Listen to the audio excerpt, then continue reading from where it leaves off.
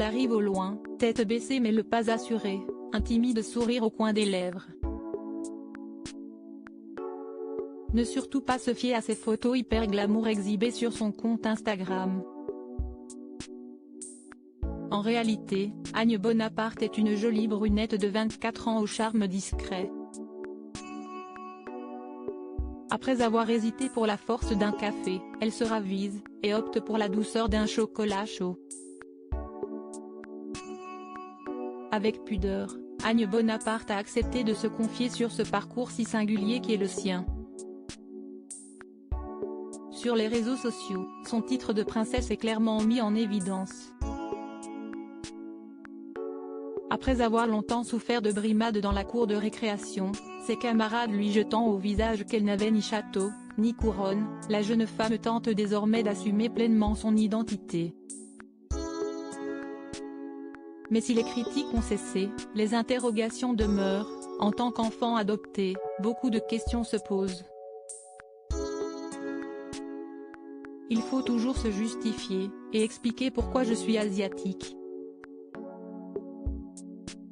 Née au Vietnam en 1998, Agne a été adoptée par le prince Charles Bonaparte et sa deuxième épouse Jeanne-Françoise Valiccioni. Le couple, qui a déjà une petite fille prénommée Sophie, n'a jamais vu la fillette en photo. Mais son histoire les touche en plein cœur. Dans un orphelinat, ils ont rencontré sœur Marie-Vincent qui leur a confié qu'une fillette peinait à trouver une famille. À 1 an passé, elle est déjà jugée trop vieille pour être adoptée. Jeanne-Françoise Valiccioni ne dort pas de la nuit. Le lendemain, sa décision est prise, Agne fera partie de la famille. L'histoire fait la une de la presse vietnamienne.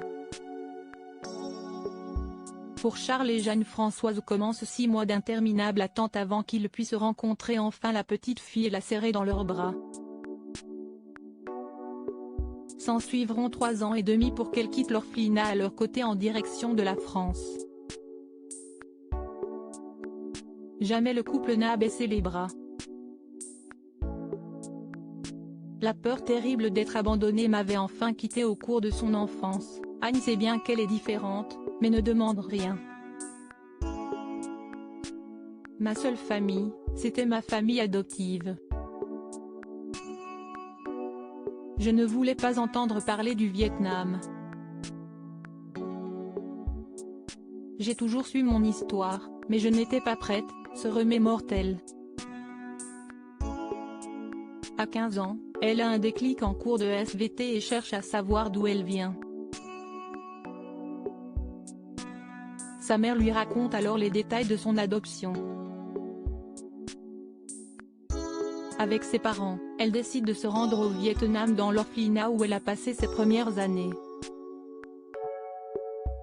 Après ce voyage, je n'ai plus jamais parlé de mon adoption. La peur terrible d'être abandonnée m'avait enfin quittée, confesse-t-elle, soulagée. A-t-elle la volonté de franchir une nouvelle étape et de rencontrer sa mère biologique? On ne peut pas naître sous X au Vietnam. Cela me laisse une porte ouverte. J'ai son nom, mais je ne ressens pas le besoin de la rencontrer, avoue-t-elle pour l'instant. Plus sereine, la jeune femme de 24 ans tente aujourd'hui de tracer sa voie, de trouver sa place. Difficile avec ce prestigieux patronyme. Pour fuir des personnalités malsaines, Agne Bonaparte décide de prendre le large et de s'envoler pour l'Australie. Elle y apprend l'anglais et gagne sa vie en enchaînant les petits boulots, femme de ménage, job dans l'immobilier ou encore serveuse. Elle passe ensuite par la Belgique pour étudier le cinéma et gagne sa vie dans la restauration. Je travaille depuis que j'ai 16 ans, affirme celle qui se défend d'avoir eu une enfance privilégiée. Je ne suis princesse de rien, je n'ai pas de royaume, contrairement à ma demi-sœur et mon demi-frère, ironise-t-elle en évoquant les deux enfants issus du premier mariage de son père, Caroline et Jean-Christophe, je n'ai jamais grandi avec leur pression. On m'a toujours donné le choix.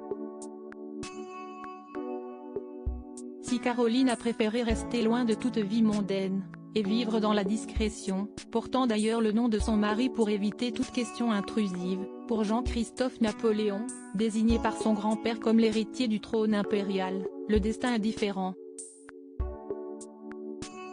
Jean-Christophe a plus de facilité. Il n'a jamais eu besoin d'un prêtre étudiant comme moi. Entre Jean-Christophe et Caroline d'un côté, les enfants nés du premier mariage de Charles Bonaparte, note de la rédaction, et Sophie et moi de l'autre, c'est un peu de poids, deux mesures. Ma sœur Sophie a le même sentiment que moi, regrette avec sincérité la jeune femme. Son frère, Agne Bonaparte ne l'a pas vu depuis une dizaine d'années.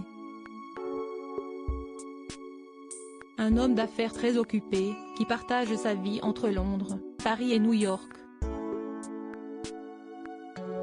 Nous évoluons dans deux mondes très différents, je n'ai pas grandi dans l'aristocratie, souligne Agne Bonaparte avant de préciser, pour ma grand-mère paternelle, tout revient à mon frère.